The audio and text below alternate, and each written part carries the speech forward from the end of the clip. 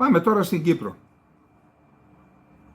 Την περίοδο που προηγήθηκε της εισβολής, καταρχάς έβλεπα προχθές κάτι βιντεάκια του Ντεμιρέλ, του Ετζεβίτ, πώς προετοιμάστηκαν για την εισβολή στην Κύπρο.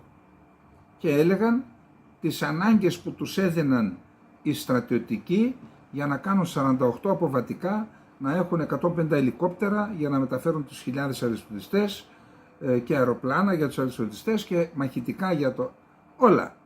Και είπε, μεθοδικά ξεκινήσαμε, μάλιστα είπε ότι δεν βρίσκαμε αλεξίπτωτα και τελικά τα πήραμε από την Ιταλία και από τη Γαλλία.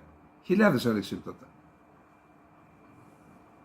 Εκεί λοιπόν υπάρχει ένα κράτος που λέει, κάνω στρατηγική, σχεδιάζω, θέτω τα θέματα, τις ανάγκες υπόψη των πολιτικών, μου τα εξασφαλίζουν, είμαι έτοιμος, εξασφαλίζω και τα διεθνή και κάνω την απόβαση. Τι άλλο έκαναν εκτός από αυτά που σας είπα? Προετοίμαζαν την κοινή γνώμη. Μου λέει λοιπόν φίλος ότι στο Κουρδιστάν, στο τουρκοκρατούμενο Κουρδιστάν, μας μάζευαν, λέει, όπως γινόταν εδώ και τα ΤΕΑ κάποτε, κυρίως επί επταετίας, μας μάζευαν, λέει, στις πλατείες και μας έβαζαν ταινίες να βλέπουμε. Πριν την ταινία και μετά την ταινία, στην οθόνη που έστεινε ο στρατός, έβαζαν ντοκιμαντέρ κατά του Μακαρίου και μας μοίραζαν πέτρες να τον πετροβολούμε στην οθόνη. Μερικές φορές ήταν σε τοίχους σπιτιών.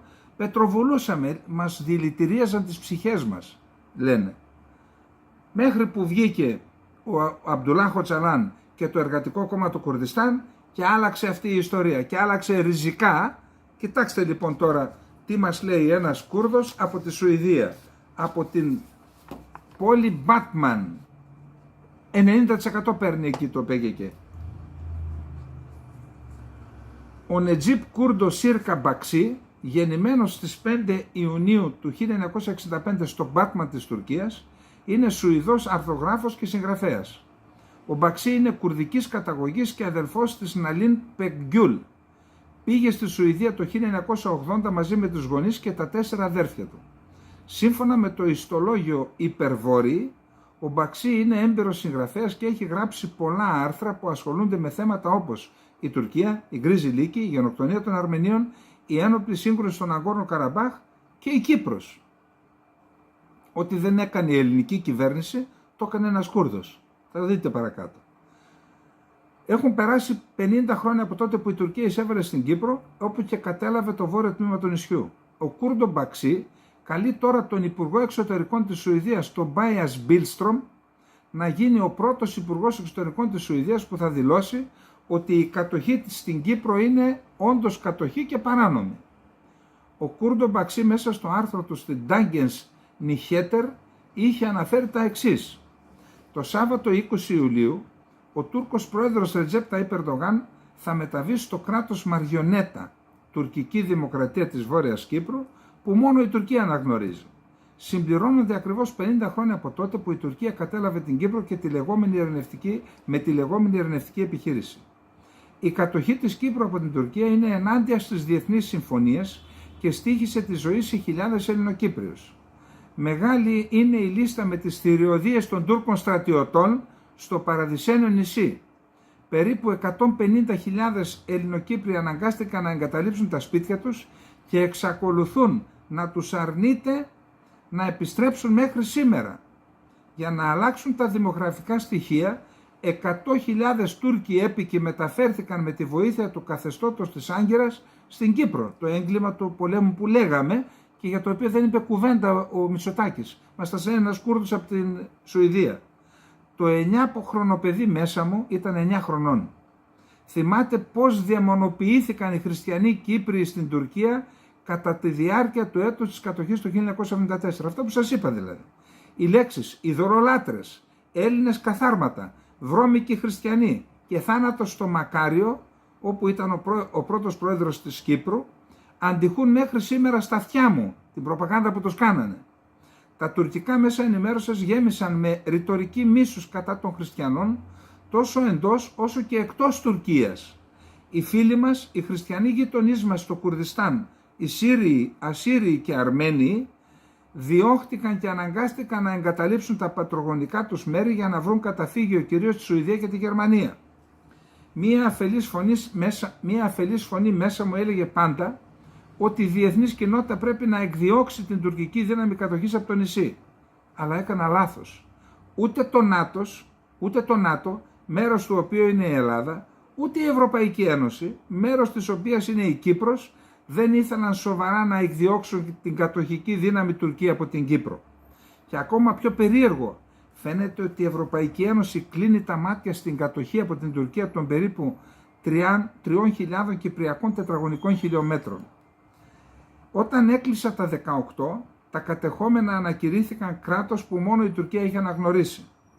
Και ήταν τότε, το 1983, που κατάλαβα γιατί οι μεγάλες δυνάμεις κλείνουν τα μάτια στις καταχρήσεις, τις μαζικές δολοφονίες και τις παραβιάσεις των βασικών ανθρωπίνων δικαιωμάτων της Τουρκίας τόσο εντός όσο και εκτός της Τουρκίας. Ήταν η αξία της γεωγραφικής θέσης της Τουρκίας.